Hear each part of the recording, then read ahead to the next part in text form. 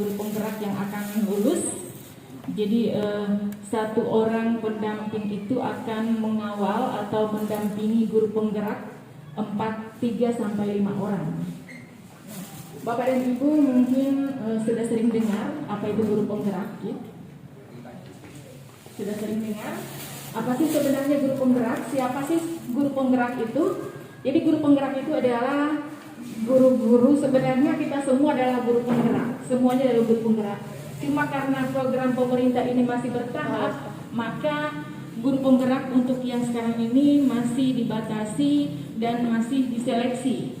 Kebetulan sekarang untuk di Kabupaten Buol sekarang lagi seleksi mereka, dan yang lulus tahap pertama itu sebanyak 35 orang dan akan seleksi lagi melalui wawancara dan simulasi mengajar. Mereka akan lulus itu sebanyak 28 orang, Masya Allah.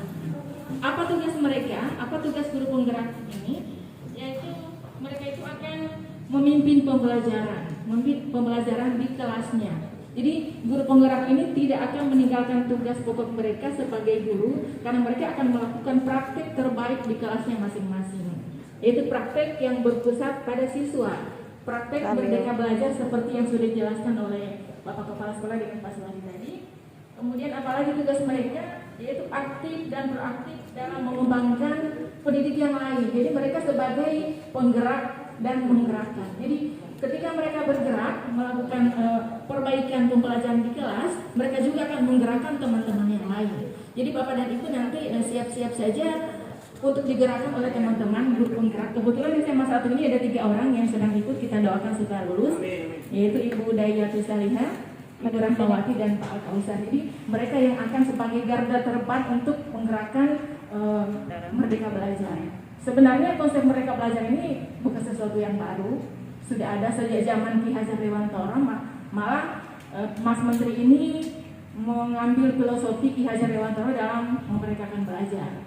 Cuma karena kita guru-guru ini sebenarnya mulai dari CBSA sudah ada sebenarnya pembelajaran yang berpusat pada siswa.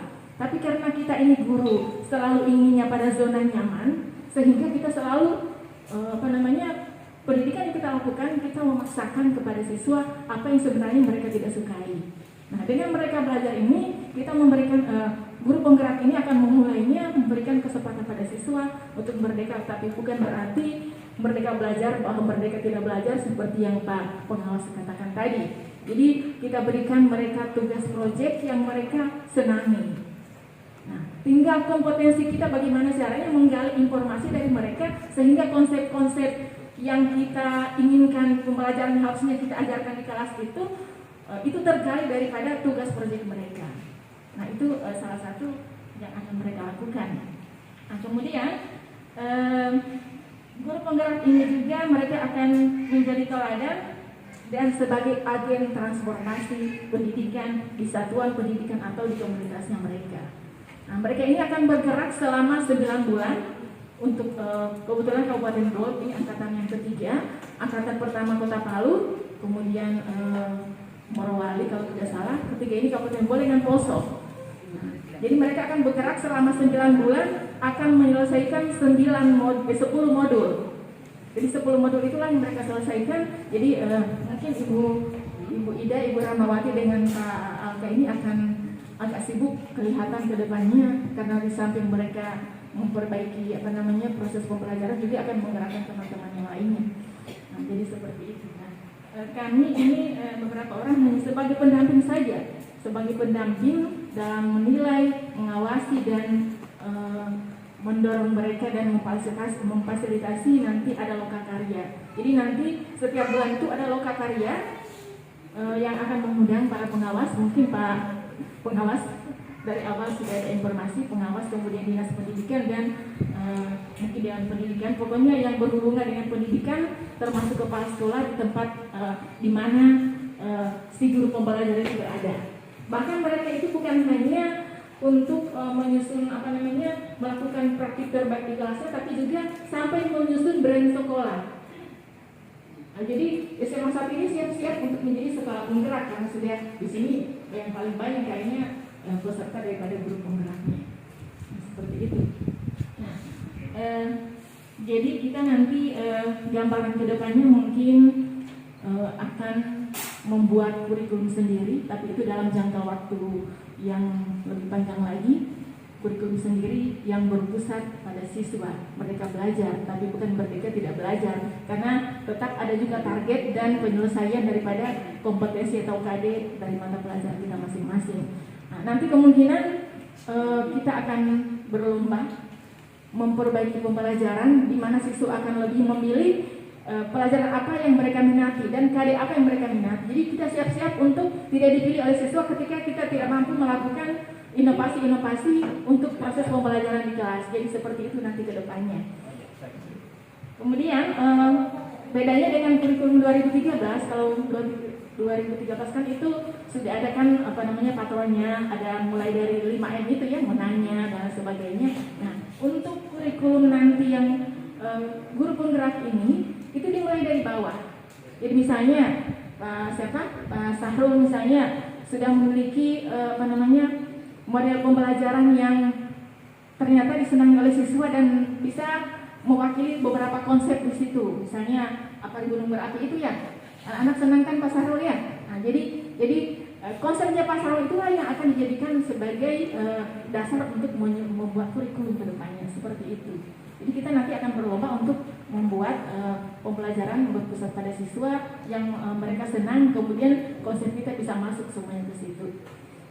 Jadi titipan juga untuk penyusunan kurikulum, mungkin karena sebenarnya kita ini di SMA 1 sudah banyak melakukan tugas-tugas proyek. Cuman kemungkinan yang kita lakukan itu terlalu membebani siswa.